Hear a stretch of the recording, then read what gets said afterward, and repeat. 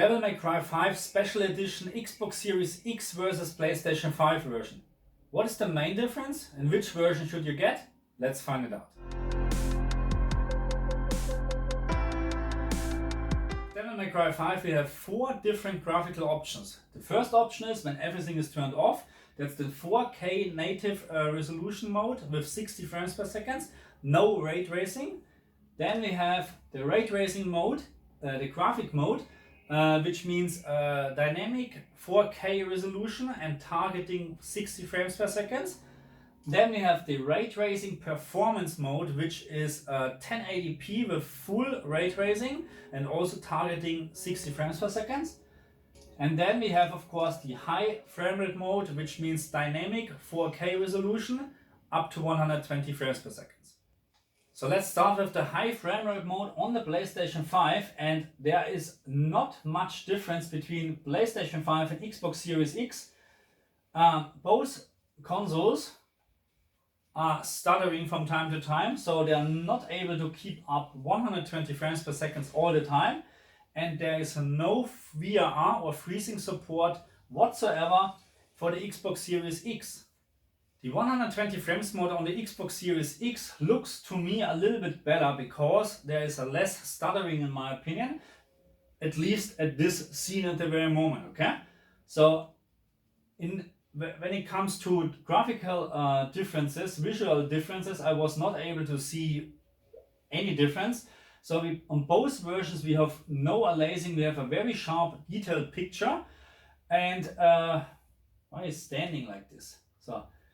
And in my opinion, again, it looks a little bit smoother. Just keep in mind, the Xbox Series X does not support VRR or freezing in this game. It is because otherwise it wouldn't stutter. You know, we have stuttering from time to time. Here it's very smooth, and now it starts stuttering. Okay, let's move back to PlayStation. So now we're in the ray tracing graphical mode, which suffers a lot from stuttering all the time, as you can see here. And this is for both versions, for both the Xbox Series X and the PlayStation 5 version. There is, in my opinion, no smooth gameplay at all. This is just awful. And of course you get a little bit of a better graphic, but this comes with a big price in my opinion, which is not worth to pay. So the ray tracing graphic mode on the Xbox Series X is more or less the same like on the PlayStation 5. You have stuttering all the time and a little bit better graphic, but just ray tracing effects. I couldn't see any better textures or whatever. It's really just ray tracing, and in my opinion it's not really worth it to use this mode. So now we are back with the ray tracing performance mode on the PlayStation 5, which is a 1080p mode with full support of ray tracing, but in my opinion 1080p, it is so low res compared to 4K, you clearly see the difference, and in my opinion I would not recommend this graphic mode. The ray tracing performance mode on the Xbox Series X is doing exactly the same what the PlayStation 5 version is doing. Almost no stuttering, just from time to time, but we have a 1080p resolution, which I don't like at all. Just for the sake of ray tracing, I would not recommend this mode.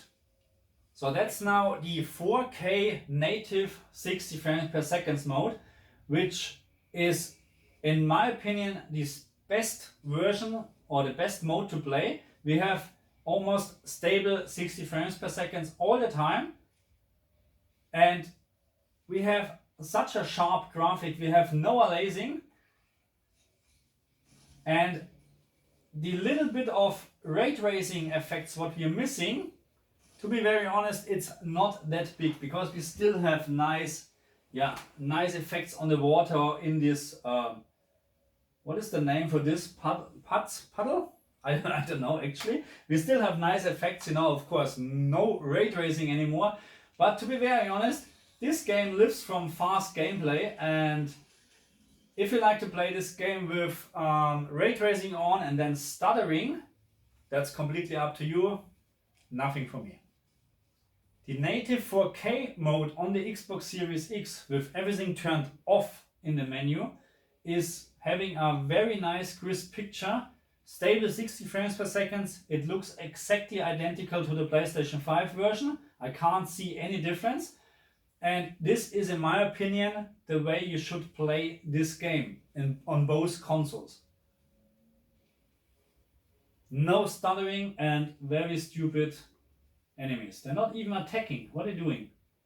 So what about HDR? And in my opinion, my way to go is HGiG on. I calibrated the PlayStation and the Xbox both with HGiG on in the menu from the consoles. And then, of course, I set in the options, and this is a little bit, what I don't understand. So you have your maximum luminance slider here. And I have actually no idea what the standard was, 750. And according to the instruction, you should set this up till you can't see, till the two patterns matching, okay? So this would be, in my case, is this around 600. So usually I would say my TV is capable of doing 750 to 800, something like this, okay? Depends on the pattern size. Let's say with this pattern size 700. So there's 100 candela missing.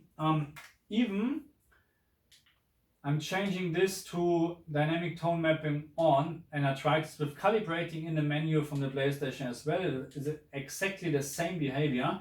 When you turn this on, 600 is too less. So you have to crank this up to 2000, and then the two pattern will disappear, or the inner pattern will disappear. So this can't be right as well, because this is just too much. I don't know actually what this means, to be honest. So in this, with HGiG on, if I'm following this instruction, it should be 600. So let's leave it like this. I'm just putting this in the dark areas that my camera can actually show you all this stuff. So this is now HGiG calibrated in the PlayStation and on the PlayStation, and we have a really nice effect. So just the bright areas getting brighter again, like the light, and even the hand here getting brighter when I turn it on and off. And of course, what this dynamic tone mapping is doing, it's over brightening, in my opinion, the picture again, like in almost every other game. So here as well you have very nice effect from these bright areas here when HGiG is on. All the lamps in the background. There's nothing changing in the sky, to be honest. But this is also with dynamic tone mapping on, so this is just the same brightness. So in my opinion, again, HGiG is the way to go. So but now, is there actually a difference between those versions, between the two versions? Yeah, there is a big difference. And the big difference is when it comes to, when it comes to loading times. Loading times on the PlayStation 5 are less compared to the Xbox Series X. So just check this out and have a look when ready comes up. There we are. That's the loading time for PlayStation 5. Let's have a look on Xbox Series X. So when it comes to loading times from the Xbox Series X, then we're talking about this. Just check when the ready comes. Now, this is longer than on the PlayStation 5. I wouldn't say it's a day and night, but there is a difference. Okay, so what is now the conclusion? Which version you should get? If you own both consoles, there is, in terms of graphical, there is really no, in my opinion, I can't see a difference, okay? So even Digital Foundry said that both versions are looking identical. There are some advantages for the PlayStation 5 I think in a certain graphic mode, other advantages for the Xbox. When it comes to loading times, then the PlayStation 5 version is significant faster than the Xbox Series. And also what I have to say is, of course, the new controller for the PlayStation 5 is very nice, and in my opinion, I'm just missing maybe a little bit of haptic feedback. It's not supported in this game, but on the other hand, it is really just those two things. We have faster loading times on the PlayStation 5, and we have two different controllers. Which one you like, it's up to you, of course. If you own both consoles, I would recommend go with the PlayStation 5 versions because of the loading time, because of, in my opinion, the little bit better controller now. And yeah, the rest is identical. There's not much to worry about. The only thing what is open still is VRR and freezing. Even with the Xbox Series X, I can't understand why it's not supported. But this is something the developer has to answer, or Microsoft or whoever, because this is something what is missing. And then I would actually, if VRR or freezing is working, I would actually recommend the 120 frames mode, because it is just more sharp when you move around, of course, and it looks almost identical to the native 4K resolution. You have a minimum, maybe a little bit less of texture details and something like this because of the dynamic resolution, but the overall appearance, 60 frames versus 120 frames per second, is always, in my opinion, towards the 120 frames per second. But again, so far no VRR freezing support, which is a bummer. And now I have to kill this guy. And thank you very much for watching me, and leave me a comment what you think about this game, on what platform you are playing this game. Subscribe to my channel if you want to see more stuff like this, and leave me, of course, some tips or advice what I should change on my videos, what you like to see in the future, and let's see if I can make it happen. Okay, so thank you very much, see you next time, bye.